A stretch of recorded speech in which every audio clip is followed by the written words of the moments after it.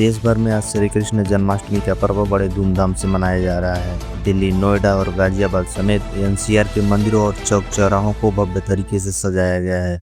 सुबह से ही श्रद्धालुओं की भारी भीड़ मंदिरों में दर्शन करने पहुंची है। इस अवसर पर प्रधानमंत्री नरेंद्र मोदी ने देशवासियों को शुभकामनाएं दी और कहा कि यह पर्व सभी के जीवन में ऊर्जा और सकारात्मकता लाए।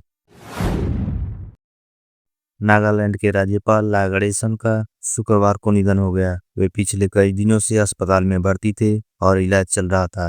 राजभवन के अधिकारियों ने उनके निधन की पुष्टि की है। उनके निधन पर राज्य सरकार और विभिन्न राजनीतिक दलों ने शोक जताया है। जम्मू कश्मीर के किश्तवाड़ जिले के चोसिटी गांव में बादल फटने से आई भीषण आपदा में अब तक 65 लोगों की मौत की पुष्टि हुई है, जिसमें 2 सीआईएसएफ जवान शामिल हैं। रात कर्मियों ने मलबे से 167 लोगों को जिंदा बाहर निकाला है, जिसमें 38 की हालत गंभीर है। मुख्यमंत्री उमर अब्दुल्ला क्षेत्र का दौरा कर हालात का जायजा लिए। फूड डिलीवरी कंपनी स्विगी ने अपने प्लेटफॉर्म शुल्क में एक बार फिर से ₹2 की बढ़ोतरी की है। अब ग्राहक हर ऑर्डर पर ₹14 का शुल्क देंगे। कंपनी ने कहा कि त्योहारों के दौरान मांग बढ़ने के कारण यह संशोधन किया गया है। बैंकिंग क्षेत्र से जुड़े विशेषज्ञों ने चेतावनी दी है कि आने वाले समय में होम लोन महंगे हो सकते हैं। हाल ही में एसबीआई ने ब्याज दर को बढ़ाकर 7.5 से 8.7 तक कर दिया। यूनियन बैंक ऑफ इंडिया ने भी अपनी दरें 7.35 से बढ़ाकर 7.45 कर दी है। यह बढ़ोतरी खासकर कम क्रेडिट स्कोर वाले ग्राहकों को प्रभावित करेगी। कांग्रेस सांसद राहुल गांधी ने प्रधानमंत्री नरेंद्र मोदी द्वारा शुरू की गई पीएम विकसित भारत रोजगार योजना को लेकर निशाना साधा है। उन्होंने इस योजना को 1 लाख करोड़ रुपए का जुमला सीजन 2 बताया और कहा कि यह युवाओं को रोजगार देने का वास्तविक समाधान नहीं है। झारखंड के शिक्षा मंत्री रामदास सोरेन का दिल्ली के एक अस्पताल में निधन हो गया। वे कुछ समय से बीमार चल रहे थे और वो इलाजरत थे। उनके निधन पर झारखंड के मुख्यमंत्री और विभिन्न दलों ने गहरा शोक जताया है। बार काउंसिल ऑफ इंडिया ने पूरे देश में नए लॉ कॉलेज खोलने पर 3 साल तक रोक लगा दी है। बार काउंसिल का कहना है कि यह कदम कानूनी शिक्षा की गुणवत्ता बनाए रखने और इसमें सुधार के लिए उठाया गया है।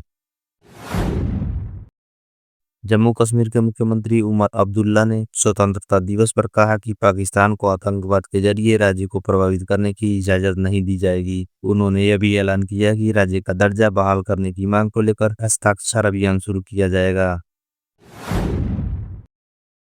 राजस्थान के उदयपुर जिले में पाठुनवाड़ी गांव में निर्माणाधीन स्कूल का छज्जा गिरने से एक बच्ची की मौत हो गई और दूसरी गंभीर रूप से घायल हो गई। हादसा उस वक्त हुआ जब दोनों बच्चियां पास में बकरियां चरा रही थीं। पुणे के पास पिपरी चिचवाड़ में शुक्रवार को 3 मजदूरों की मौत हो गई। हादसा तब हुआ जब वे ऑप्टिकल फाइबर केबल बिछाने के दौरान ड्रेनेज चेंबर में उतरे और दम घुटने से बेहोश हो गए।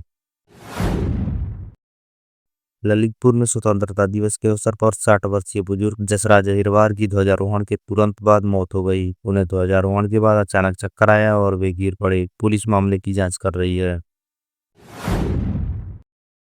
केंद्र सरकार ने जीएसटी सुधारों की दिशा में बड़ा कदम उठाते हुए 12% और 28% टैक्स स्लैब को हटाने का प्रस्ताव रखा है। अब केवल 5% और 18% टैक्स स्लैब लागू करने की तैयारी चल रही है। कांग्रेस विधायक सतीश कृष्णा सेल से जुड़े ठिकानों पर ईडी ने गोवा, मुंबई, दिल्ली और कर्नाटक में छापेमारी की। इस दौरान 1 करोड़ 68 लाख रुपए कैश, 6.7 किलो सोना और कई महत्वपूर्ण दस्तावेज जब्त किए। एजेंसी ने 14.13 करोड़ रुपए के बैंक खाते भी फ्रीज कर दिए हैं। पश्चिम बंगाल के पूर्वी बर्धमान में यात्रियों से भरी बस और ट्रैक्टर ट्राली की टक्कर में 11 लोगों की मौत हो गई। मृतकों में बिहार के लोग भी शामिल हैं। बिहार के मुख्यमंत्री नीतीश कुमार ने गहरी संवेदना व्यक्त करते हुए मृतकों के परिजनों को 2-2 लाख रुपए मुआवजा देने की घोषणा की है। रूस यूक्रेन युद्ध को खत्म करने के लिए अलास्का में अमेरिकी राष्ट्रपति डोनाल्ड ट्रंप और रूसी राष्ट्रपति व्लादिमीर पुतिन की बैठक हुई। 3 घंटे चली इस वार्ता में युद्ध समाप्त करने पर कोई समझौता नहीं हो पाया, लेकिन दोनों नेताओं ने बातचीत को सकारात्मक बताया। पुतिन ने अगली बैठक के लिए ट्रंप को मॉस्को आने का न्योता दिया। उत्तर प्रदेश के मुख्यमंत्री योगी आदित्यनाथ ने सपा की कार्यशैली और सदन में उनके बर्ताव को प्रदेश के विकास के लिए बाधक बताया। उन्होंने कहा कि विपक्ष की राजनीति निरर्थक है और सरकार विकास कार्यों को प्राथमिकता दे रही है। आईसीआईसीआई बैंक ने मिनिमम एवरेज बैलेंस की सीमा शहरी क्षेत्रों में 50,000 से घटाकर 15,000 रुपये कर दी है। बैंक का कहना है कि यह फैसला ग्राहकों को राहत देने के लिए लिया गया है। नासा ने घोषणा की है कि 2030 के बाद इंटरनेशनल स्पेस स्टेशन को प्रशांत महासागर में गिरा दिया जाएगा। 1998 से सक्रिय यह स्टेशन 26 देशों के वैज्ञानिकों और अंतरिक्ष यात्रियों के लिए महत्वपूर्ण रहा है। अब इसका ढांचा कमजोर हो चुका है और संचालन जोखिमपूर्ण है।